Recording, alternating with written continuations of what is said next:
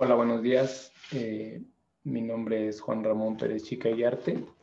Soy estudiante del Colegio Teológico de la sede de la Iglesia Buenas Nuevas, Ciudad de México. Hoy vamos a abrir nuestra Biblia y vamos a buscar en el libro de Efesios, capítulo 6. Vamos a leer del versículo 5 al versículo 10. Voy a comenzar. Siervos, obedeced a vuestros amos terrenales con temor y temblor, con sencillez de vuestro corazón como a Cristo, no sirviendo al ojo como los que quieren agradar a los hombres, sino como siervos de Cristo de corazón, haciendo la voluntad de Dios, sirviendo de buena voluntad como al Señor y no a los hombres, sabiendo que el bien que cada uno hiciere, ese recibirá del Señor. Sea siervo o sea libre, vosotros amos, haced con ellos lo mismo, dejando las amenazas, sabiendo que el Señor de ellos y vuestro está en los cielos, y que para él no hay acepción de personas. Por lo demás, hermanos míos, fortaleceos en el Señor y en el poder de su fuerza. Nosotros cuando abrimos la palabra de Dios, lo único que podemos encontrar es el corazón de Dios. Cuando habla de siervos, también habla de los animales, las aves, animales puros e impuros. Sea lo que sea, siempre quiere hablar acerca del corazón de Dios. ¿Qué voluntad tiene para cada uno de nosotros? Y también la Biblia constantemente nos habla acerca de muchas historias. Y en cada una de las historias nos quiere mostrar también cuál es el corazón que recibe la palabra de Dios y cuál es el corazón que no solamente rechaza la palabra, sino se pone en contra de Dios. Es muy curioso saber esto, pero en toda la Biblia dice exactamente igual. Hay quienes por no conocer simplemente rechazan, siguiendo su pensamiento y no puede aceptar una palabra que le va a dar paz, le va a dar descanso. En este texto que ahorita estamos tomando para la meditación, podemos ver, por ejemplo, la vida de David.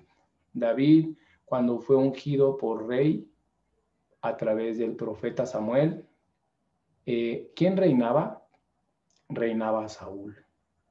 Pero mientras tanto, Saúl era eh, rechazado, era menospreciado por Dios, lo desechó.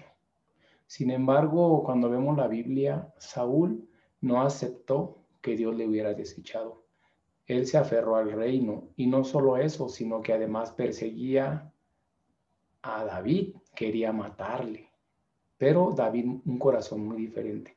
Él reconocía a Saúl, fue ungido por rey, aunque varias veces lo tuvo para poderlo matar, pero no lo hizo, sino que él podía ver, él es el ungido de Dios, ¿cómo yo le puedo matar?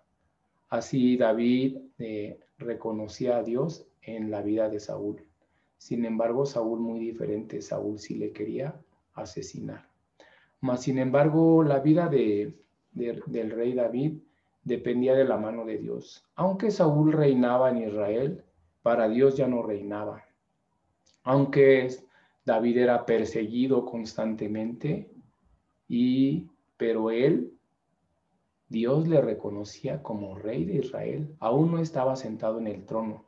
Eso era cuestión de tiempo. Más adelante se dio cuenta David que Saúl y Jonatán fueron asesinados por los filisteos. Esto le causó gran dolor a David porque él amaba a Jonatán. Justamente ellos habían hecho un pacto. Entonces, cuando David fue llevado a Jerusalén después de la muerte de Saúl, él se estableció como rey, tal como la palabra de Dios lo había compartido el profeta Samuel.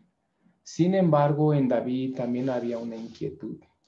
David se acordó de aquel pacto y él hablaba que quién había quedado de la casa de Jonatán, porque él quiere hacer misericordia. Cuando nosotros vemos el versículo 5, dice: siervos, obedeced a vuestros amos terrenales con temor y temblor, con sencillez de vuestro corazón, como a Cristo.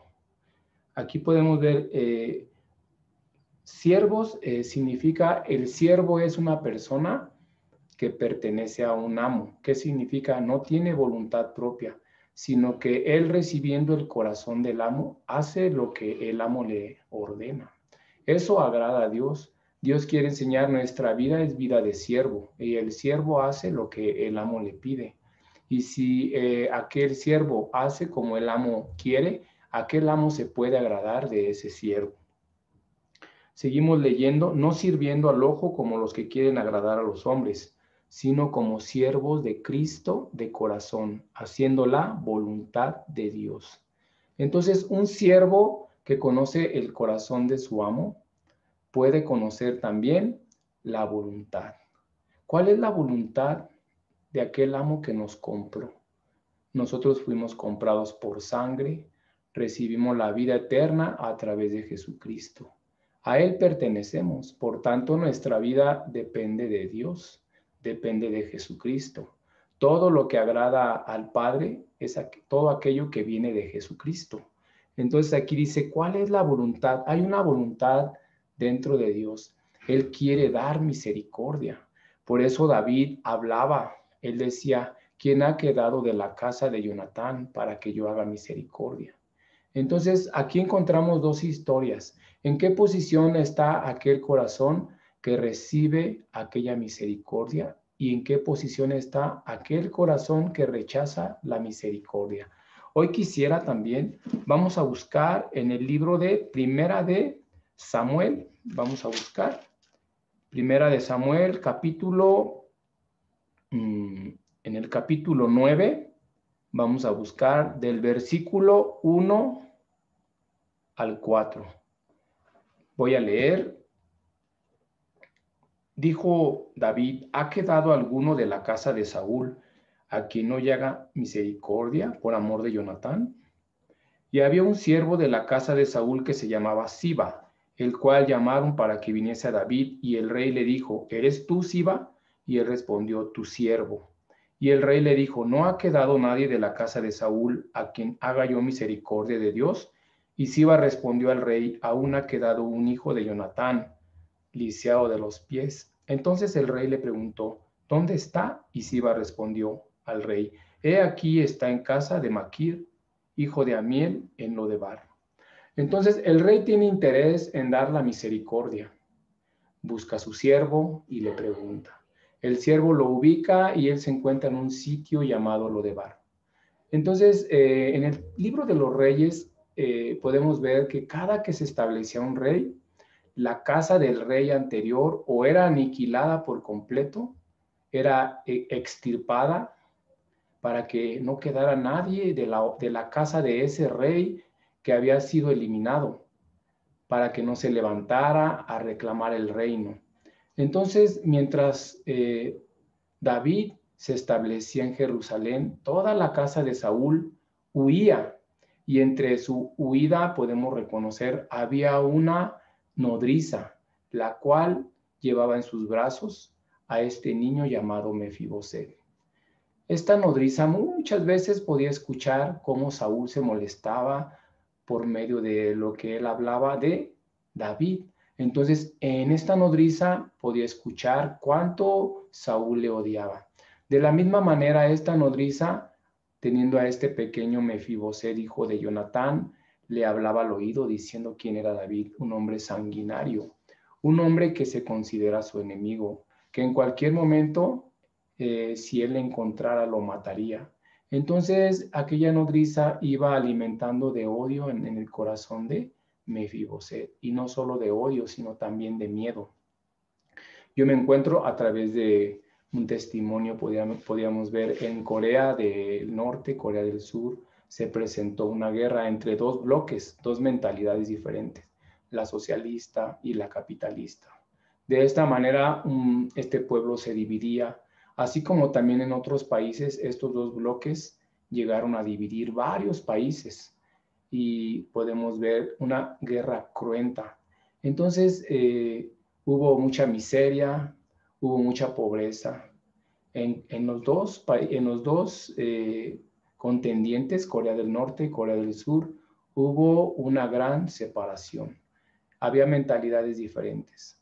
Entonces, en Corea del Norte, a los pequeños les hablaban acerca de Corea del Sur. Así tomaron a una niña y la comenzaron a preparar. Le contaban que Corea del Sur era un país también sanguinario, un país cruel, que había dañado a su nación. Y así durante su niñez todo esto le iban alimentando, pero a la vez la iban entrenando fuertemente como para ser un soldado, una arma que pudiera destruir en Corea del Sur a el presidente. Le estaban preparando para ser una gran espía que conociera acerca de armas, que conociera acerca de explosivos. Y cuando ya llegó a la edad de una joven fuerte, inteligente, y con ese entrenamiento ella se infiltró al país de Corea del Sur. Ella tenía una misión. En su corazón había mucho odio porque aquel país había hecho un gran estrago a su país, Corea del Norte. Entonces ella, al entrar a ese país, ¿qué quería hacer? Quería poner una bomba al presidente de Corea del Sur. Sin embargo, esta mujer, esta muchacha, fue capturada y no pudo lograr su cometido. Entonces ella comenzó, cuando la capturaron, la interrogaron. ¿Y ella qué comenzó a hablar? Comenzó a hablar todo lo que habían sembrado en su corazón acerca de Corea del Sur. Cuando las personas que pudieron capturar a esta coreana del norte se dieron cuenta de todo lo que pensaba acerca de Corea del Sur, no quisieron meterla a la prisión, sino quisieron que ella descubriera qué era Corea del Sur. Por tanto, la llevaron a un domicilio. 3 personas estuvieron a su cargo cuidándola. No la sujetaron, no la amarraron, no le pusieron esposas, sino le dieron libertad. Le dijeron, a donde quiera que vayas, solamente ellas te van a acompañar. Puedes ir a cualquier lugar de Corea y conocer. Aquella espía que habían capturado comenzó a ir a las plazas, comenzó a ir a los parques, comenzó a ir a las ciudades, y así durante 3 meses le permitieron que pudiera conocer el país de Corea del Sur. Así cuando ella estaba viajando a través de ese país, se dio cuenta que todo lo que le habían dicho acerca de Corea del Sur había sido un engaño. Entonces ella se dio cuenta, oh, yo he sido engañada. Corea del Sur no es todo lo que pusieron en mi corazón. De esa manera, esta espía pudo conocer verdaderamente el corazón de Corea. Finalmente a ella la libraron de esa culpa porque fue manipulada y le pudieron repatriar en ese país de Corea del Sur.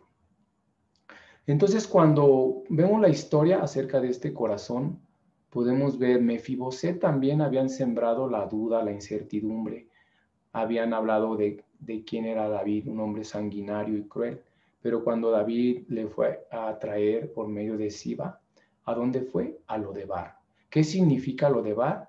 Lodebar es el lugar de la aflicción, el lugar del sufrimiento, de la soledad y de la oscuridad.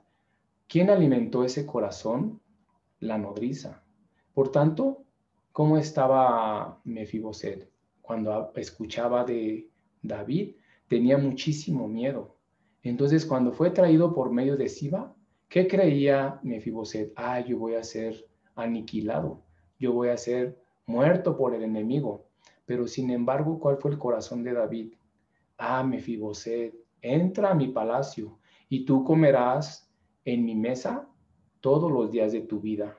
Aunque Mefiboset era lisiado, sin embargo, la Biblia dice que los lisiados, los cojos, los ciegos eran abominables a los ojos de David.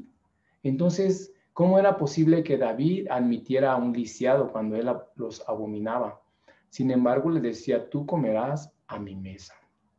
Ahí podemos ver cómo el corazón de Mefiboset cambió. Cuando él todos los días comía a su mesa, él como pensaba, yo como un perro, como yo puede comer en la mesa del rey. Él podía sentir mucho agradecimiento. Antes pensaba, me va a matar, es mi enemigo.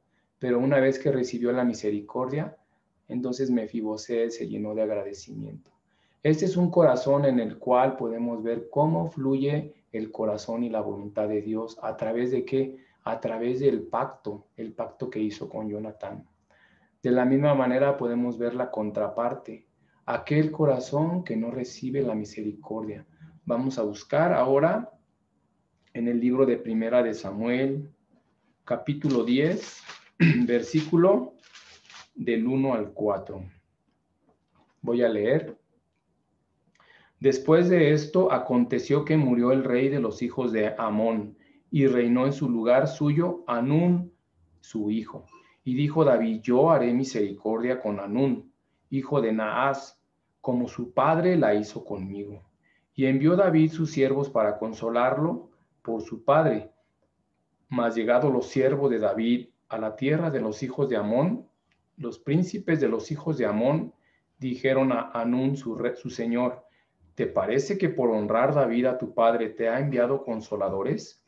¿No ha enviado David sus siervos a ti para reconocer e inspeccionar la ciudad, para destruirla? Entonces Hanún tomó los siervos de David, les rapó la mitad de la barba, les cortó los vestidos por la mitad hasta las nalgas y los despidió.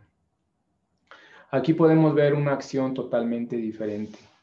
Podemos ver cómo Hanún, aunque David quiere darle misericordia, por causa de su padre, una monita que en los tiempos de dificultad ayudó grandemente a David. Entonces David, en reconocimiento y en gratitud, quiere gratificar, quiere corresponder a ese gesto que tuvo su padre. ¿De qué manera? Dándole la misericordia.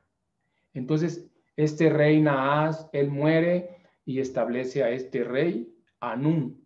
Pero ¿qué pasa? Cuando llegan los siervos de David para consolarle, para darle la misericordia, aquel joven que no conocía a David, sino únicamente escuchaba a sus príncipes. ¿Qué le decían sus príncipes? ¿Te parece que por honrar David a tu padre te ha enviado consoladores? ¿No ha enviado David sus siervos a ti para reconocer e inspeccionar la ciudad, para destruirla? Entonces, aquí ¿qué podemos ver? Un joven rey que apenas se establece, pero no conoce a David. Aunque David tiene el corazón de dar la misericordia, pero ¿qué sucede?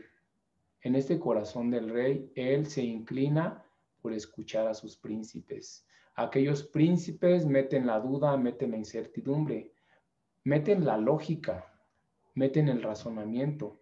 Finalmente rechaza la ayuda de David, rechaza la misericordia. Y no solamente eso, sino aquí dice que a sus siervos los humilla, los afrenta, de tal manera que los despide de esta manera, corta sus barbas, sus vestiduras. Entonces, es algo que nosotros podemos ver. ¿Por qué un corazón, a pesar de que ha recibido una situación, no puede aceptar la palabra, sino también la rechaza y va en contra de Dios? Mientras que Mefiboset, un hombre sin condición, un hombre lisiado, un hombre con un corazón oscurecido por la nodriza, pero él puede recibir aquella gracia, puede recibir aquella bendición que David quiere dar a través de aquel pacto. Sin embargo, en el corazón de Hanún, muy diferente. Un hombre lleno, un hombre que tiene el reino y tiene sus príncipes. Pero, ¿qué hace? Rechaza la voluntad. Entonces, aquí podemos ver, realmente Dios quiere trabajar en un corazón vacío, en un corazón que no tiene de dónde sujetarse, un corazón que no tiene esperanza. Pero mientras tanto, aquel que tiene esperanza, aquel que tiene manera, que tiene camino, no puede aceptar la palabra, porque no hay un corazón vacío, sino está lleno del pensamiento. Y eso interrumpe que el trabajo de Dios pueda llegar a su vida. Por eso cuando nosotros leemos este texto de Efesios, Efesios es un libro que habla a la iglesia, que habla al siervo, que habla a cómo debe vivir por la fe dentro de aquella voluntad. También vamos a encontrar en el libro de Primera de Corintios, capítulo 9, vamos a buscar, del versículo 17 y 18, dice: Por lo cual, si lo hago de buena voluntad, recompensa tendré. Pero si de mala voluntad, la comisión me ha sido encomendada. ¿Cuál pues es mi galardón? Que predicando el Evangelio, presente gratuitamente el Evangelio de Cristo, para no abusar de mi derecho en el Evangelio. Entonces, aquí encontramos, nosotros somos siervos de Dios. Nuestra voluntad se enfoca en la voluntad de Dios. Servir a Dios, no al hombre, sino a Dios. Entonces, ¿cuál es la voluntad de Dios? Que reciban el Evangelio. Jesucristo murió por todos. Jesucristo murió para judíos, murió para gentiles, para griegos. Entonces, es el tesoro que Dios ha puesto en nuestro corazón, el cual se va trasladando hacia los demás corazones, hacia dar la misericordia. Ese es el objetivo por el cual Dios nos dio a nosotros la salvación. Cuando vemos esta de Corintios, primera de Corintios 9 y 17, habla de la voluntad, pero ¿qué recompensa tendré? O sea, usted haga o no haga de buena voluntad, pero esa es una comisión, es una encomienda que Dios, que Jesucristo dio antes de partir al cielo. Lo único que yo quiero es que ustedes anuncien esta verdad. Y como dijo en el libro de Mateo 28, desde Jerusalén, desde Samaria hasta lo último de la tierra. Entonces, ahí está la promesa. Es por la cual nosotros podemos caminar por medio de su promesa. Y aquí podemos ver realmente cómo a los siervos de Dios les ha sido puesta esta encomienda. También encontramos en la historia de Jacob. Jacob recibió la promesa y prontamente fue perseguido por su hermano. Yéndose a la tierra de Canaán, allí pudo tener a las esposas, a los hijos. Durante 14 años trabajó para sus esposas y trabajó otros 6 años para tener los ganados. Dios le permitió mucho ganado. Pero cuando iba de regreso, se encontró con su hermano. ¿Qué significa? Él en su corazón todavía tenía miedo, todavía creía su pensamiento. Entonces a su hermano le envió algunos ganados por delante. Cuando realmente la promesa de Dios, ¿cuál era? El mayor servirá al menor. Su hermano Esaú ya había olvidado esa afrenta, ese engaño, y él iba a servir a su hermano, como está escrito en la Biblia. Sin embargo, Jacob se adelantó. Él tuvo miedo, llevó a los animales por delante. ¿Qué hizo su hermano? Acompáñame, te acompaño a la tierra de nuestros padres. Pero Jacob le dijo, adelántate. ¿Y qué hizo? Se desvió. ¿A dónde fue? A la ciudad de Sucot. Sucot significa cabaña. Allí Jacob se estableció junto con toda su familia. Pero ¿qué pasa? Allí pasó una situación muy difícil. El hijo del rey de Amor se envileció con su hija Dina, la violó y después se presentó para pedir su mano. Esto enfureció tanto a los hijos de Jacob que ellos secretamente hicieron un plan. Dijeron que si quieren emparentar con nosotros, entonces se circunciden. Y de esa manera ellos aceptaron. Pero al tercer día de la circuncisión, que era cuando más dolor había, ellos tomaron sus espadas y aniquilaron a todo el pueblo. Entonces, dentro del corazón de Jacob había mucha aflicción. Pero ¿por qué Jacob se estableció en Sucot? Él creyó que ya había trabajado mucho.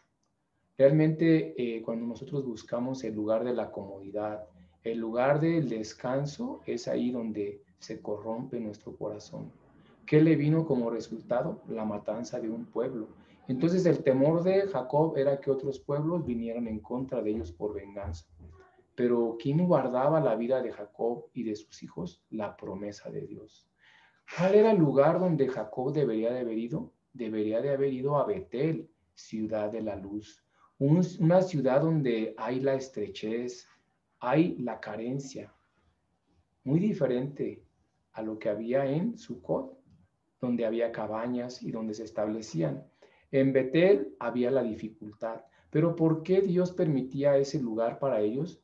para que aprendieran la fe, para que aprendieran a depender únicamente de Dios. De la misma manera, nuestra vida dentro de la iglesia, también la iglesia dirige nuestra vida, no para vivir cómodamente, sino para que nos envía la dificultad, nos envía la situación, para que dentro de ella busquemos a Dios, que nuestra vida esté ocupada buscando a Dios para hacer su voluntad. Finalmente, aquí podemos ver cómo el trabajo de Dios se empieza a desarrollar en la vida del cristiano que vive por la fe. Para terminar, quisiera leer el versículo 7. Dice, sirviendo de buena voluntad como al Señor y no a los hombres, sabiendo que el bien que cada uno hiciere, ese recibirá del Señor, sea siervo o sea libre.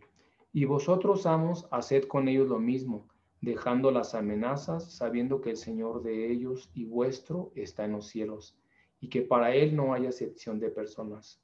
Por lo demás, hermanos míos, fortaleceos en el Señor y en el poder de su fuerza.